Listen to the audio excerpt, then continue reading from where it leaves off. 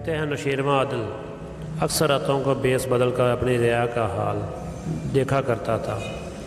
ایک رات وہ کسی زمیندار کے گھر جا پہنچا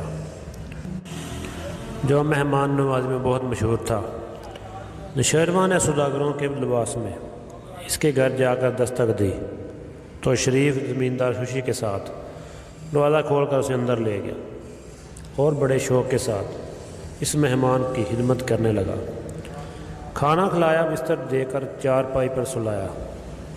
صبح بادشاہ نے جانے کی تیاری کی تو اس نے چائے کے ساتھ ناشتہ لا کر مہمان سے پوچھا، کسی اور چیز کی خواہش ہو تو فرما دیجیے تاکہ وہ بھی حاضر کی جائے۔ بادشاہ دیکھ چکا تھا کہ اس شخص کے مکان کے ساتھ پختہ انگوروں کا ایک عمدہ باغ موجود ہے، مگر نہ رات کو اور نہ ہی صبح کو اس نے انگور کھلائے ہیں۔ بادشاہ نے کہا، مجھے انگور بہت پسند ہیں، ہو سکے تو وہ بھی منگوا دیجیے۔ یہ سن کر زمیندار نے اپنے لڑکے سے کہا، تم فلاں زمیندار کے پاس جاؤ اور میرا سلام دے کر کہو کہ ایک دو سیر پختہ انگور ادھار کے طور پر دے دیجیے۔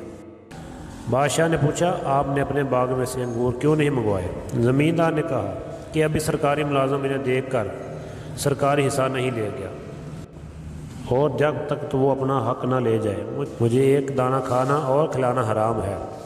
بادشاہ پہلے اس کے بتاؤ سے خوش تھا، اب یہ ایمانداری اور دیانتداری جو دیکھی تو اور بھی خوش ہو گیا اور ہمیشہ کے لیے باغ کا مالیہ معاف کر دیا۔